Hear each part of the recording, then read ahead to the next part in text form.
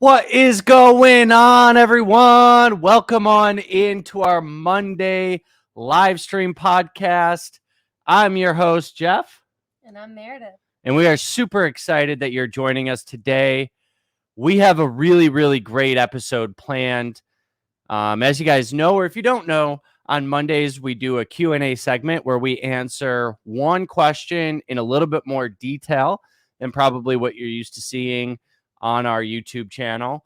That way we can help you learn how to swim and get the answers to what happens to be the most frequently asked questions in the Learn to Swim community that, frankly, just other programs aren't answering. So today, without further ado, this is one we hear all the time. Caribe swim, help. I need to overcome my traumatizing fear of the water, aka aquaphobia. How do I do that? And I'm sort of paraphrasing the question there, but typically, if you're an adult and you haven't learned how to swim yet, there is some amount of fear, anxiety, apprehension in your process. True? Absolutely. And so what we're going to do inside of this episode is we're just going to unpack that. We're going to talk about what led to it for most people. We're going to talk about how you overcome it, of course. And then we're going to save a special announcement at the end, which if you're watching, you see kind of at the bottom. We got some really cool news coming out in 7 days for anyone that is interested in learning how to swim with absolutely world-class content. So without further ado, let's talk about it. Let's unpack it. In the Learn to Swim community, this topic is not handled as well in our professional opinions as it should be. Okay. And this is part of the unpacking process. If you're an adult and you haven't learned how to swim, it's because most of the time you have some amount of fear that is holding you back from wanting to learn how to swim. Or you've tried to learn how to swim before and it didn't work because the program, the instructor, or the methodology did not address your underlying fear. And even what also happens is people who believe that they know how to swim, but it's only in the shallow end. But they're absolutely petrified of the deep end, but they can swim. Yeah. Yeah, I see that all the time too. And so as far as the professional community is concerned, this is really problematic because the industry tends to approach this from a technique perspective, meaning the entire learn to swim process. Tends to approach teaching adults with technique. The problem with that is that if you're an adult and you haven't learned how to swim before, you have some amount of fear. Fear cannot be withdrawn with technique. Okay. And as your body moves through water, the only definition of swimming is that you're moving in the water with buoyancy.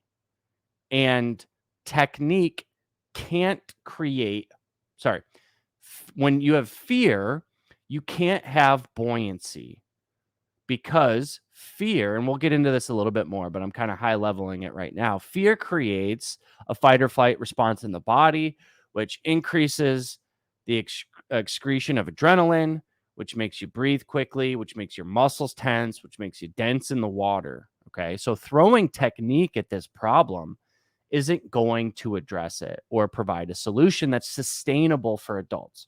When I say this, and this is the most important point, if you tried to learn how to swim before and failed, take a deep breath. You kind of can let yourself off the hook here because it's not your fault.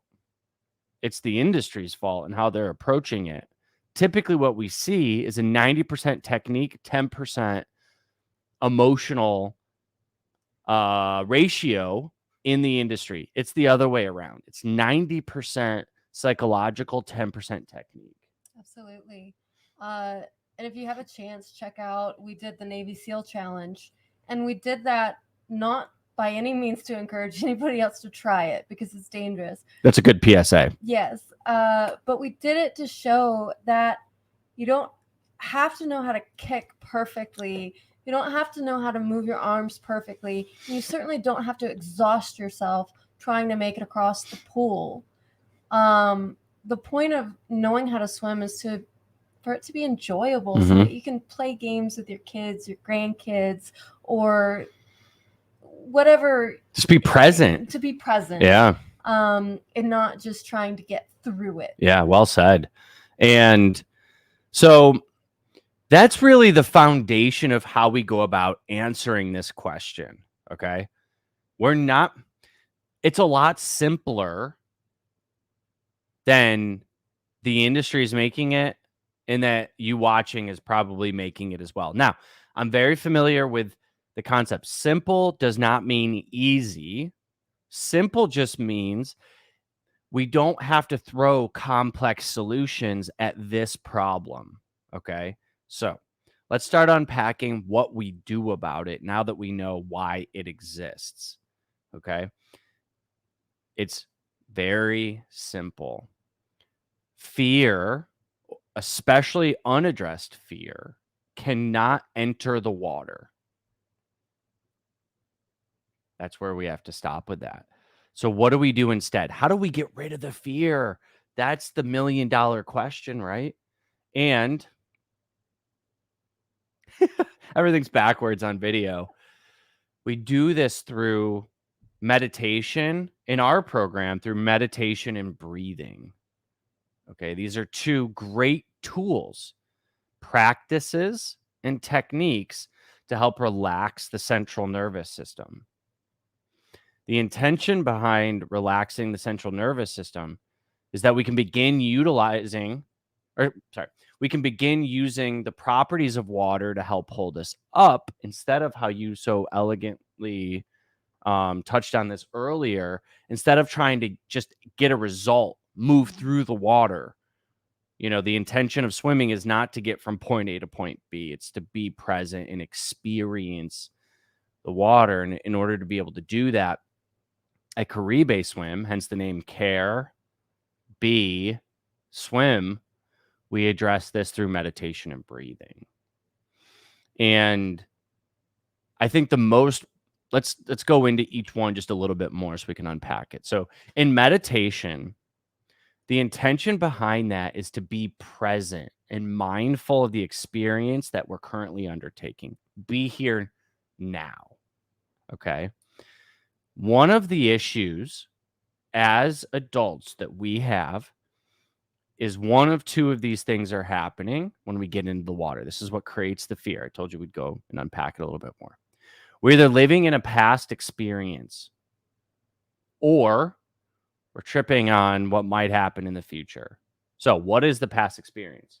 And if you resonate with this, leave a comment in the comment section below. I want to hear from you, because I want to know how we can help serve you best. But were you thrown in as a child? Is this a generational issue? Was your mother deeply terrified, or your father deeply terrified? And, it goes back usually several generations in a lot of cases. And I know this is something you're really passionate about, as far as how we attack the issue. The data is very clear, and it's staggering, not good. Over half of the United States population can't swim well enough to save their life. Over 60% of adults in the United States can't swim in deep water. And drowning is the leading cause of accidental death in kids under the age of 4. And so your process here is, and I forgot one of the stats. If your parent doesn't know how to swim, what is the data on this? It's like 80% likely I was going to say that, yeah. Your child will not know how to swim either, because, like, mothers especially know that children absorb a lot of the emotions of the people around them, and especially any fears that we have. And so that just gets absorbed even into the subconscious. And when you have generations of family members not knowing how to swim, sometimes you don't realize that you're deeply afraid of the water. You just don't know why you never learned. And passing that down. Yeah. You'll end up passing that down, what you just said. So I want to unpack that part a little bit more, because you explained it beautifully well, but I like to think about things as far as examples are concerned. So let's say that your parent didn't know how to swim, and you're growing up and you hear things like, we're not going to go to the pool, that's dangerous. Or be careful, don't go in the deep end, you're going to drown. Yes. Or you might drown. Yeah.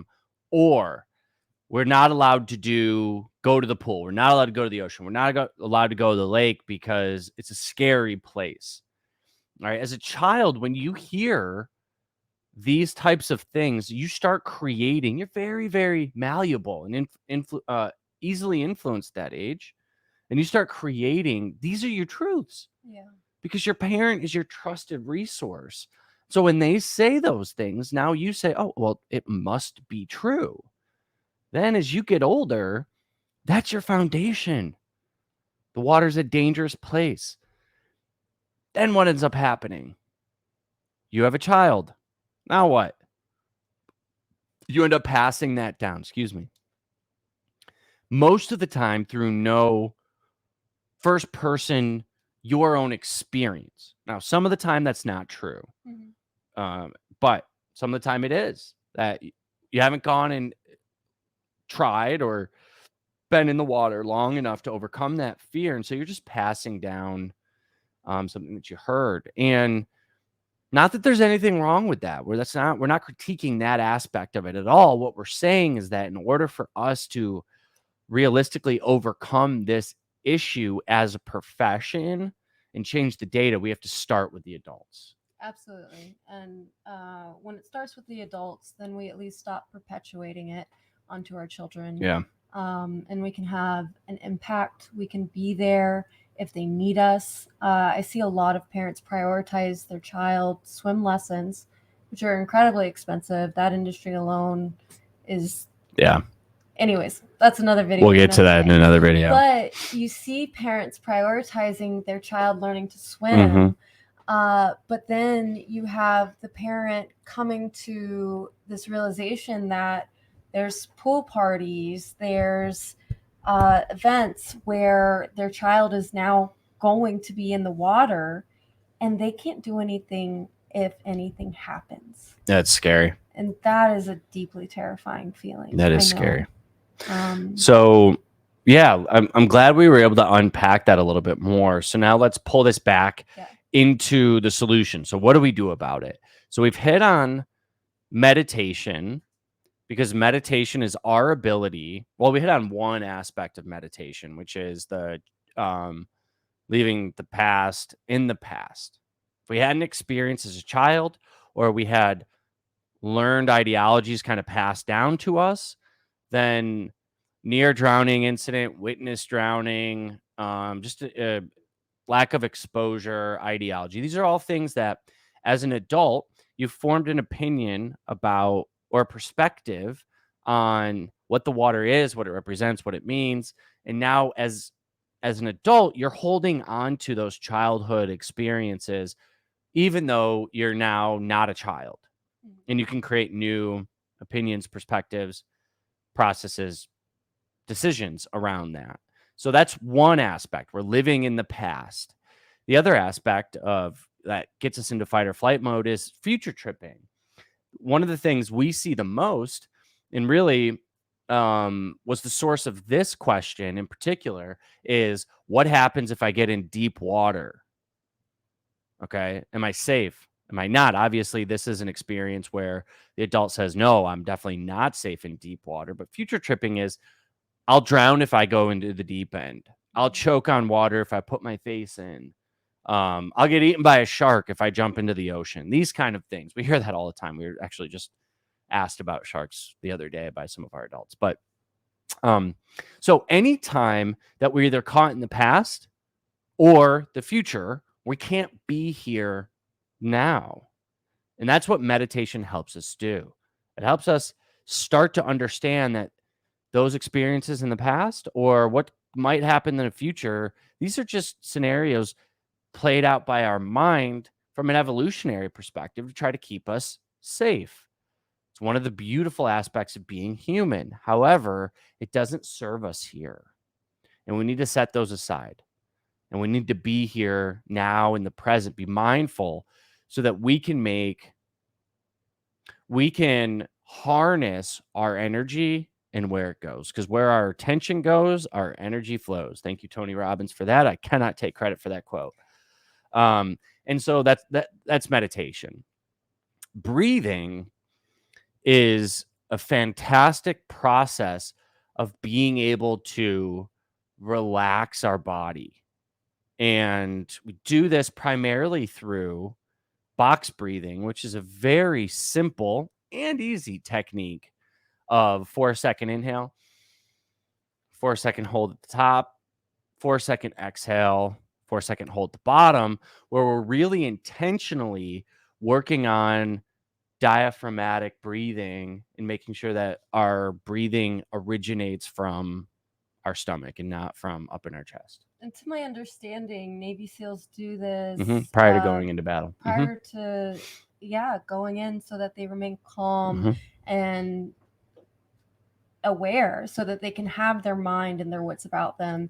And this is extremely effective when you're approaching anything that you're fearful of and trying to overcome that. Yeah, and relax the central nervous system. Yes. That's why we utilize it. Now, when we combine both of these, meditation happens outside of the water before that respective session. And it's a great practice, by the way, to utilize in other aspects of your life. Side note. And we can use breathing before our session, intra-session, after our session, to really continuously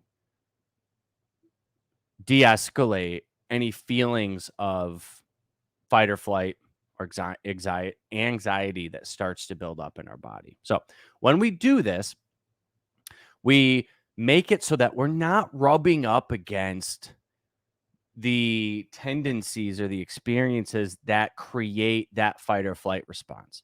When we do that, we're not going to have a rush of adrenaline. So we're going to be able to control our breathing, to be able to harness the power of a full set of lungs, maintain our buoyancy. We're not going to have flexed and tense and therefore dense muscles because we're not preparing to run away from the tiger, speaking in terms of what the adrenaline does to our body and why fight or flight, why that response happens from an evolutionary perspective. And so now we've got a framework to be able to start developing a loving relationship with the water or begin utilizing the properties of water to help hold us up, to be present in them, to help us be able to very simply interact continuously in the water instead of fighting against it to achieve a result, getting from A to B. And to at least approach it with some curiosity or to see like, well, if I walk around slowly, nothing bad happens. And you go and you just take incremental steps towards, that big, big fear, rather than just trying to approach it like you have to jump in the deep end day one or, just get over it.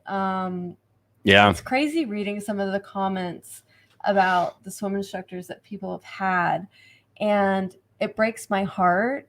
But just know that if your swim instructor is not patient with you, if your swim instructor is yelling at you, they are not creating a conducive, safe environment for you. They're perpetuating the cycle. One of the things that I think you do a really great job drawing a comparison to is yoga and learning how to swim. Yeah, so when so you when we're doing yoga, it's not, I mean, granted, there are forms of yoga that are exhaustive, Sure. but from the general sense, it's supposed to be relaxing.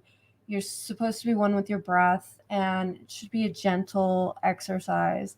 But if you were to go into a beginner class where you don't know anything, and your instructor was to come over and say, "You're not doing this pose right, and it's this advanced pose," and they go and force you into a movement, you're going to hurt yourself, Mm-hmm. or they're going to hurt you, and your body's not prepared to achieve that skill.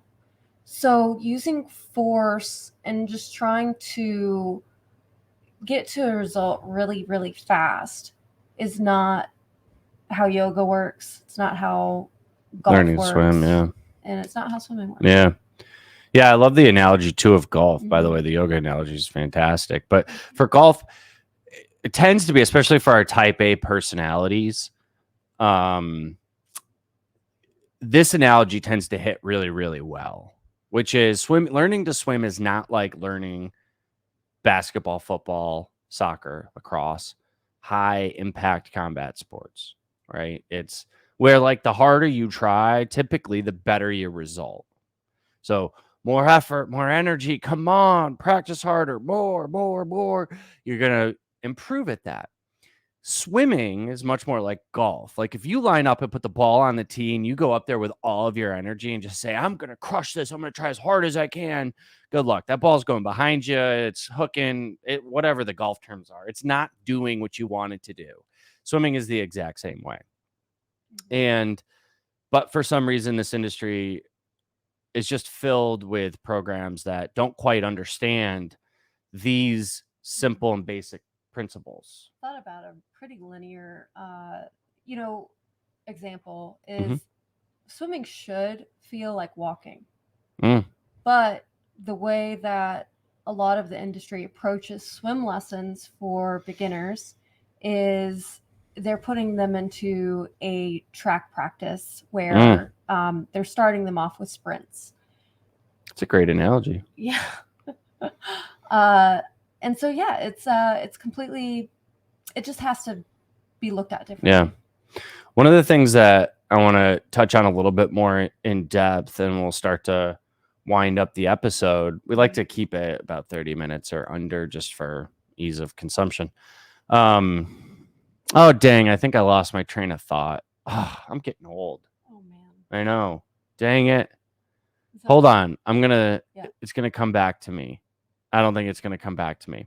So no, that's okay. Anyways, I apologize. Typically it doesn't happen, but I had it and then it just went boop and then totally gone. But you can overcome your fear. 100% you can overcome your fear. You just have to slow down to speed up. And I think now is a great opportunity for us to talk about what we have been working so hard on this entire year. We wrapped up our filming today. We started post-production, and in 7 days, 1 week from today, if you're watching this, today is Monday, May the 1st. We are launching our Caribe Swim 101 Learn How to Swim course. This course is world class. It will teach you how to swim as efficiently as any program ever has in the world. And I'm humbled. I am thrilled to be able to bring this to market for you guys so that you finally have a product that works so that you can officially and forever end the aspects of swimming that lead to these types of questions. How the heck do I overcome my fear? There's nothing out there. I've tried. I can't. Now you're going to be able to. So what I want you to do, if you have watched up until this point, bonus for you, I will enroll you in that course for free if you leave a comment section in the comment section below. I purposefully, and the comment has to be Caribe swim course. You like that one? I like it. Okay. No. I want to learn to swim. Okay. That's what it is. Perfect. I want to learn to swim. 6 words. I want to learn to swim. Leave that comment in the comment section below. The initial course is $197. There's going to be a lifetime value of the course that's going to be much more expensive than that. Guys, for $197, this is a steal.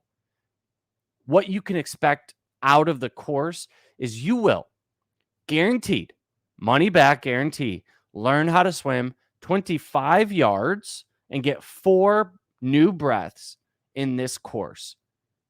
And you will do that with developing a loving relationship with the water, with 100% confidence and without fear. Hard stop. It is amazing. If you can't tell, I'm over the moon about it. And for you guys, because this is not only our life's work, but it's a solution to something that is plaguing many 1 in 2 people. I mean, it's crazy.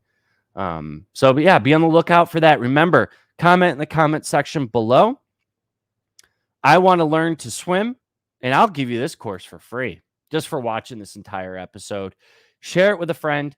One of the things that we ask, because all of this content is completely for free, obviously outside of the course, but it doesn't have to be now, is all that we ask is that if you find value in what we're doing, share it with a friend, subscribe to our channel, click the bell so you're notified whenever we go live. And if you would like the video as well, that really helps. Obviously, I'm sure you've heard in every single video, it helps the algorithm and the algorithm helps us. So thank you. It helps others. Yeah. In addition to that, if you would like to see any specific Learn to Swim content, leave that comment in the comment section below as well. And if you have a question that you want us to answer live next Monday or the Monday after, some future Monday, make sure to let us know what that is by leaving a comment in the comment section below.